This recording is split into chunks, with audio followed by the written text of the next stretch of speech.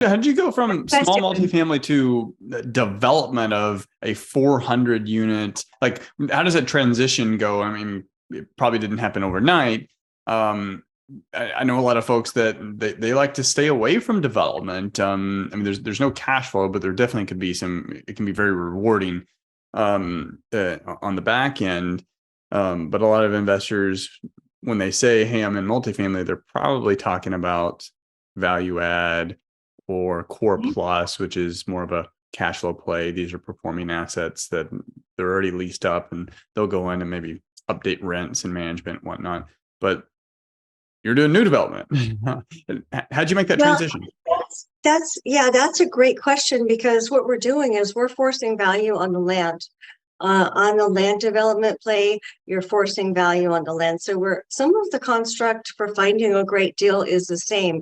Like I found an off-market property in the middle of Dallas. That is unheard of.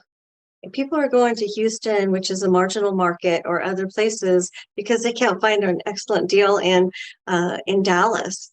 So the Lord led me to a great deal.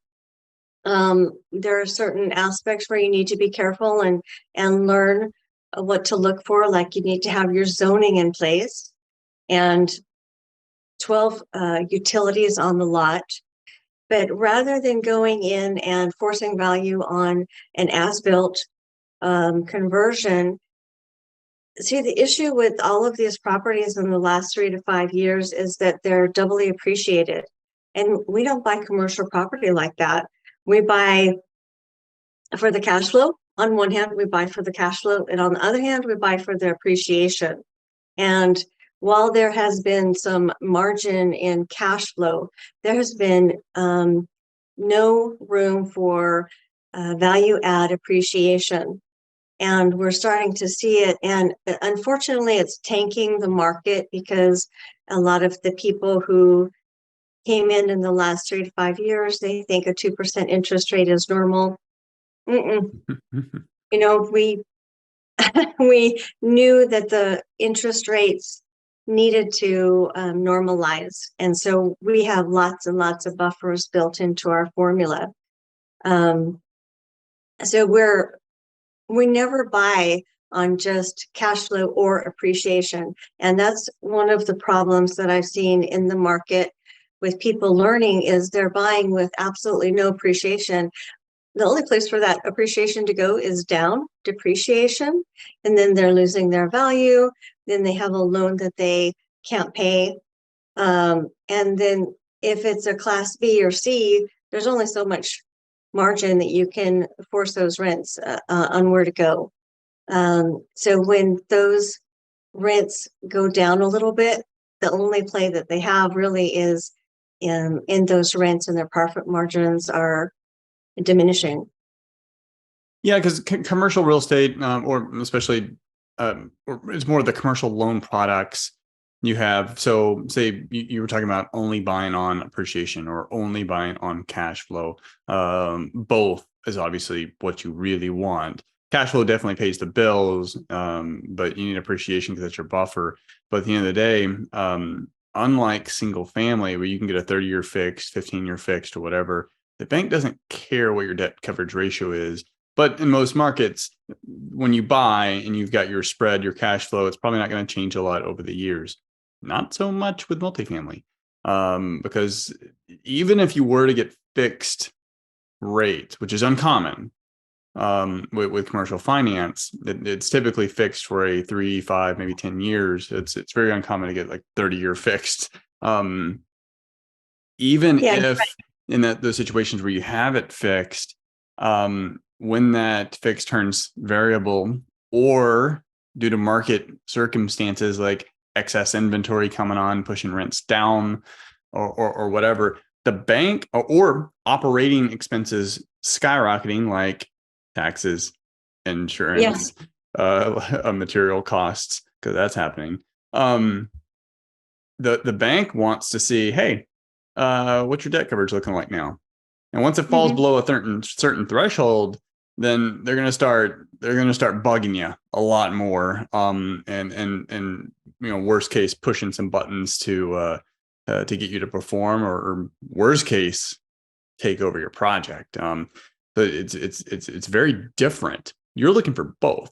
You're looking for Only appreciation and both. cash. And people aren't teaching that. Unfortunately, the gurus, we're owner operators, we're not syndicators, but the gurus are teaching, buy on either. And we never do that. We buy on both.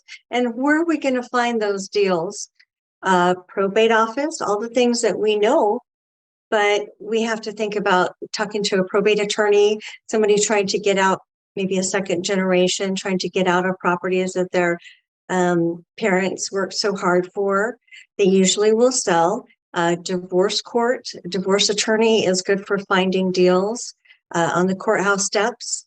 And it's not all about sitting behind the computer and looking, although I did do that to find our deal. The way that I found this off-market property is I was analyzing properties to the north of town and to the south of town, driving back and forth. I was driving everywhere, as well as doing the online research, driving for dollars. And I saw this little sign, and it is a seller's sign.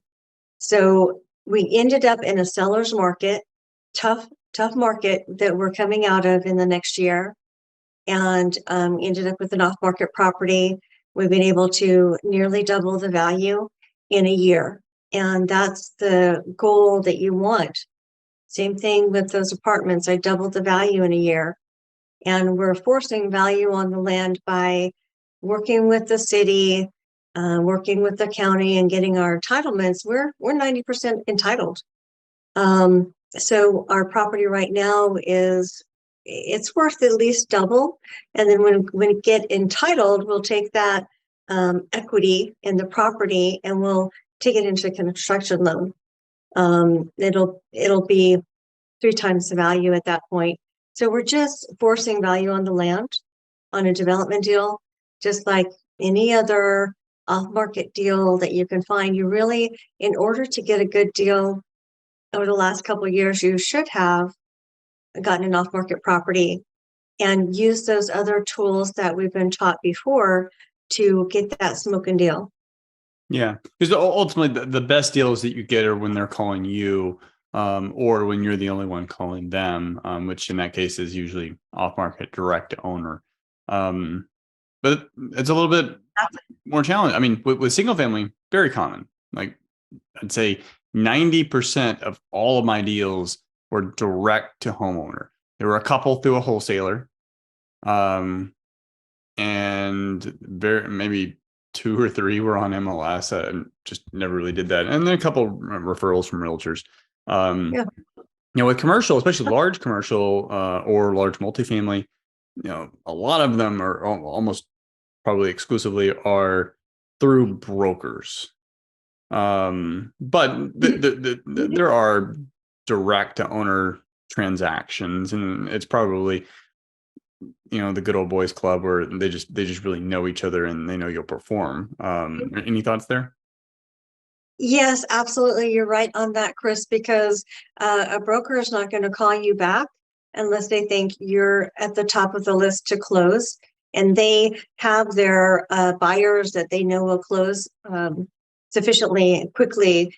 And so that's where those pocket deals are going to go.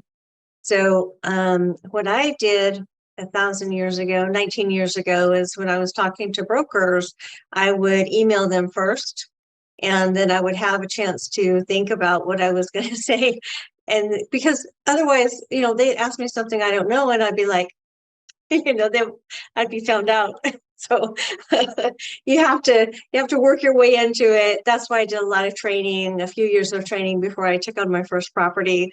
And also, if you have a deficiency or a disadvantage, I would say a disadvantage.